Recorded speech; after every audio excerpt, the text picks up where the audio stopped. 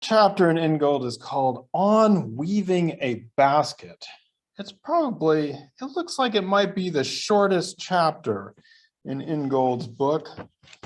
And it's only 9 pages long. It's pretty densely packed, but many of the lessons we have seen before in other places, including some Heidegger and other people. But I wanted to start with the bees. Now this is a beautiful honeycomb. There's no way that I could make this, even if I was really good at things. I'm not really good at making anything. And yet there those bees are, making a beautiful structure of a honeycomb. Look at those bees with their giant brains, thinking it out, thinking as they go. So why can't I make this honeycomb? Relates to something that, of course, one of Karl Marx's most famous quotes on page 340. Karl Marx famously came to the conclusion that what from the very first distinguishes the most incompetent architect from the best of bees is that the architect has built a cell in his head before he constructs it in wax. And so this goes back to what we were talking about with those beaver lodges and houses, how they could make a great lodge, maybe even better than I could make one. But the difference, according to the standard model, according to Karl Marx, and the model that we always have, is that what I have and what the bees don't is a brain and an idea. And so I might be a terrible architect. I might not be able to do that, but what separates the worst architect from the best bees is that I can construct an idea in my head, and those bees can't. Just look at them, those little tiny bees. They have no ideas, obviously. They can't imagine anything. They don't even know what they're doing. It might be beautiful, but they don't have any idea what's going on. So again, that's been the standard model, and it underlies the separation, or perhaps the parallel, between the activities of, or the process of growth and what we do when we make baskets. So Ingold does in this chapter is in part compare, and this is like the images on page 343, compare a gastropod shell, which has grown, obviously no brain there, and nobody thought the shell through, with the basket, the coiled basket. And in some ways, what's interesting is how much our notions of these two are actually very similar, the standard notion as to what has happened here. So in the growth one, in the shell, we believe that this has been inherited from its parents as part of natural selection, good old evolution, and that there's some sort of plan for this shell in the DNA of the organism. And so there's kind of a blueprint for how the shell is going to arise that already exists in its DNA. And it happens, or it's in advance of its instantiation in the world. Similarly, the basket, we believe, and again in the standard model, that this is inherited tradition, right? That somehow we've inherited the tradition of making this basket, that it's come about through maybe not natural selection, well, definitely not natural selection, but a kind of cultural selection process, where if you have a bad basket, the crappy baskets get thrown out and the good baskets survive, and you copy the good ones, and you don't want to be using a crappy basket anymore. But that the idea for the basket already exists in the head of the person who's making the basket. And so there's a kind of blueprint in advance of the basket being made in the world. That's where the culture comes in. So as Ingold puts it on 343, it is supposed that the basic architecture of the organism is already established as a genetic blueprint from the very moment of conception. Likewise, the artifact is supposed to pre-exist fully represented as a virtual object in the mind, even before a finger has been lifted in its construction. In both cases, the actualization of the form is reduced to a simple matter of mechanical transcription. All the creative work has already been done in advance, whether by natural selection or human reason. And I showed you a while ago when we were talking about it may have been back in the chapter on culture, this artifact of someone who came here to talk about how she made these designs on pottery. And some archaeologist asked her if she knew what she had the design in her head before she made it. And she said, no, I start with a line. Start with one line and then it grows from there. Now, Ingold says in his characteristic way, I do not deny, I guess that's to say, the basket maker may begin work with a pretty clear idea of the form she wishes to create. So I guess that's a way of saying she has an idea. She does have an idea, a pretty good idea of the form to create. I do not deny that. But what he does deny is that the form, the actual stuff that gets produced, is a direct product of that idea. So I was thinking to myself of a great basket that I was going to weave. It would be really cool. Wait till you see it. You can probably picture a nice basket you'd like to make. Does anybody know how to make baskets? No, but you can have an idea for one, right? Like one you'd like to make.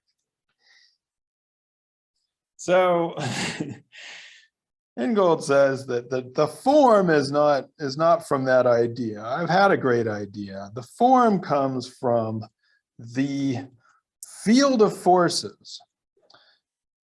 It rather comes into being through the gradual unfolding of that field of forces set up through the active and sensuous engagement of practitioner and material. So the basket itself is going to come from, and the forces are kind of interesting here, that dynamic of the materials and bending them into shape, and they kind of weaving them into shape so that they are held together by their resistance in some ways. Active and sensuous engagement of practitioner and material, and it comes into being through a pattern of skilled movement. So my thing is that I don't have the materials and I don't have the skilled movement. So I have a great idea for a basket, but if I tried to do it, it would be a complete disaster. It would be a mess because I don't have the skills to enact that idea. So I'm not going to be able to do this basket. Ingold is here drawing upon our old friend Franz Boas and his book Primitive Art.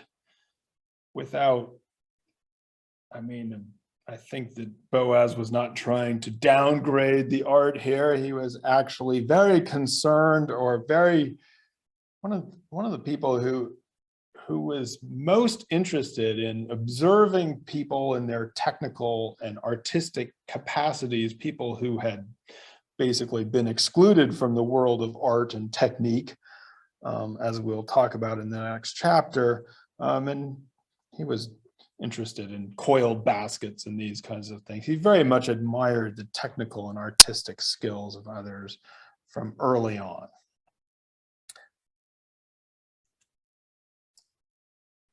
Now, Ingold here brings up the interesting question of, well, where is the blueprint or the idea for the shell? Is it encoded in its DNA like we would normally assume? And he gives us a different example of when the water is going down the drain in your bathtub and it forms a spiral. And there's obviously there's nothing DNA about that. And there's no idea that can be in the bath water. As he puts it, if you put your hand in and you can change its direction, but that's because of the physics of the thing more than any sort of design. And so what he says about the shell is that there's sometimes the shells are made on more, of course, of a left-handed spiral, and sometimes they're made as a right-handed spiral. And so what happens is there's obviously a genetic component, but it is more like a kind of a binary switch, so that it sets up this process of growth so that it gives these parameters. You're going to add one unit to the shell every time you go around, and that's why the shells end up being larger, logarithmic. Whereas the coiled basketry, you have to actually physically make it so that it doesn't get so big on the outside of it. But what he's saying is that the genetics are not necessarily creating a blueprint of the final form so much as setting into motion certain processes that then get carried out through the materials themselves. And so to answer his question, he says that there is no specification or a design that precedes the spiral of the gastropod shell, as beautiful as it is. And this is in part because he's drawing on the work of Michael French here in engineering, that it's almost impossible to completely specify through a blueprint or in any sort of DNA the amount of information you would need in order to come up with a shell or any tiny thing. It would be almost impossible to blueprint that out.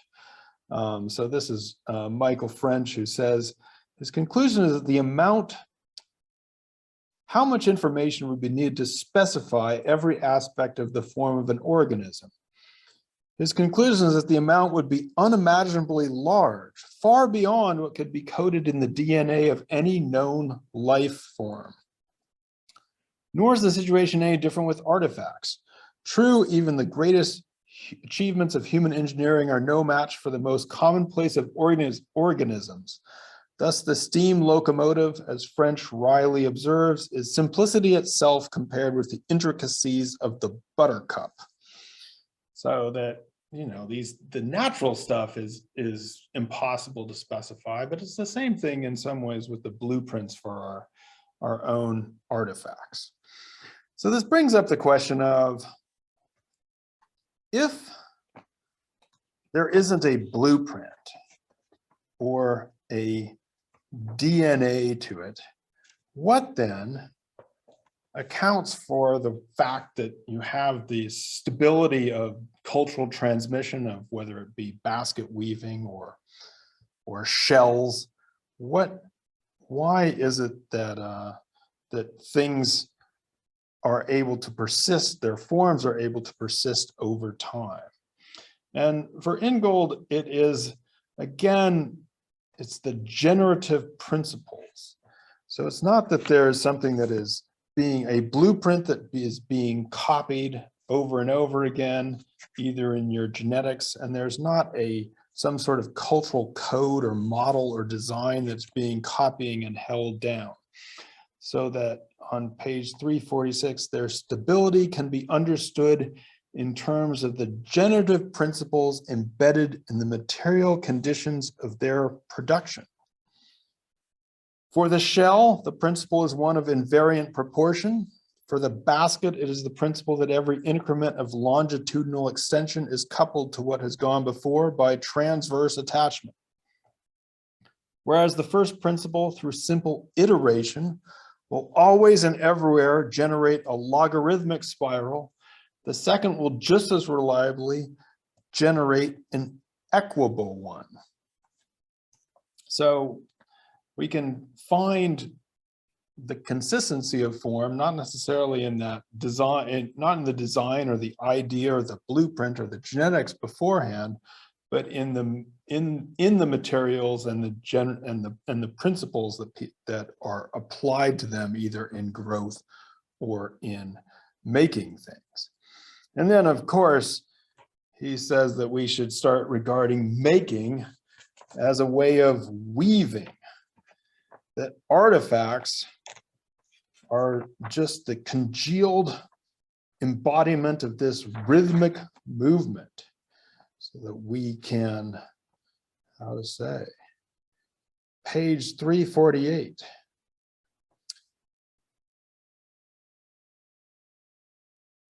Weaving continues for as long as life goes on, punctuated but not terminated by the appearance of the pieces that it successfully brings into being. Only if we are capable of weaving, only then can we make.